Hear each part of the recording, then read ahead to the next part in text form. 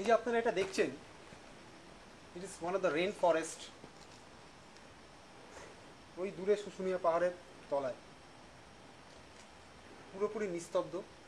এখন বর্ষার পরে সময়, সেগুলো চারদিকে there are lots of herbs that is growing, and তার সাথে শুধু কিছু পাখির ডাক ছাড়া আর আমার এই পায়ের আওয়াজ ছাড়া আমরা কিন্তু কিছুই শুনতে পাচ্ছি না। কি বিশাল উঁচু গাছ। আমরা অনেকটা ওপরে চলে এলাম স্কুটার নিয়ে, অনেকটাই ওপরে চলে এসেছি।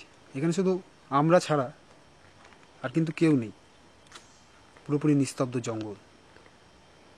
এর ওপরে উঠতে গেলে আমাদের কিন্তু পায়ে হেঁটে ট্রেকিং করেই উঠতে হবে। স্কুট ট্রেকের এতটাই আমরা আসতে পারি স্কুট ট্রেক করে। সুতরাং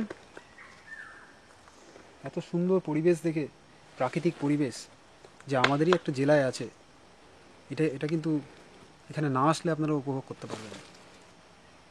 ক্যামেরায় যতটুকু দেখানো সম্ভব আমরা দেখাচ্ছি। আমার যেন মনে হচ্ছে আমরা অ্যামাজন রেন ফরেস্টে রয়েছি। দূরে শুশুনিয়া পাহাড়, তার তলায় শুশুনিয়ার থেকে ঝর্ণার জলগুলো এদিক দিয়ে আসে, এসে এদিক দিয়ে চলে যায়। এখন বর্ষা নেই বলে ঝর্ণার জলটা শুকনো, ঝর্ণাটা শুকনো, তাতে জল নেই। একটু বর্ষার সময় আসলে এখান দিয়ে জল আপনারা দেখতে পাবেন। কিন্তু কোশ্চেনটা হচ্ছে যে বর্ষার সময় আসলে আবার অনেক বিপদও আছে, অনেক ধরনের জীব জন্তুরা এখান দিয়ে একটু নরম নরম রয়েছে।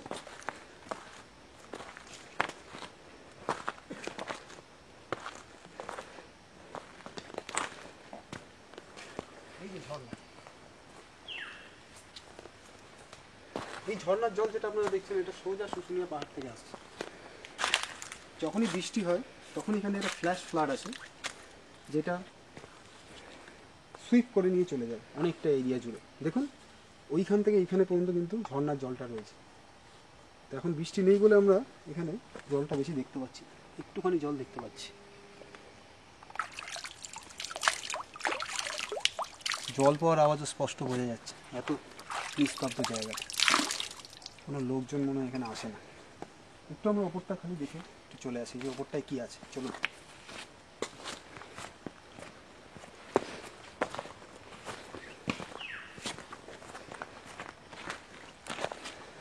আমরা আমাদের গাড়িটা রেখে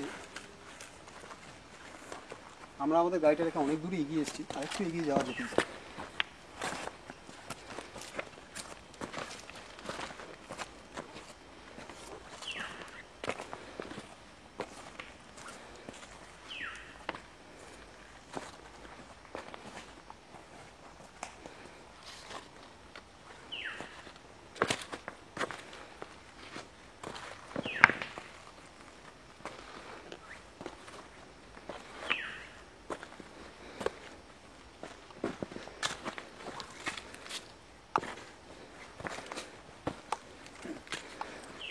আমরা ওইখানটা পর্যন্ত যাব, তারপর আর যাবো না।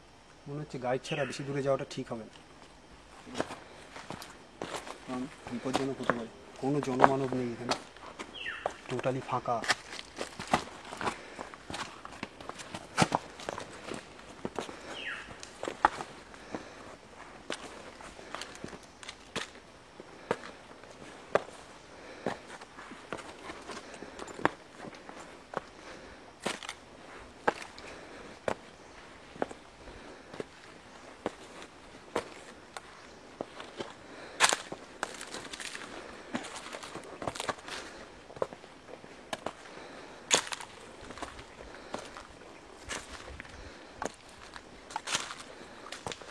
এই যে রাস্তাটা সোজা চড়াই হয়ে উঠে গেছে একদম শুশুনিয়া পাহাড়ের চূড়োয়।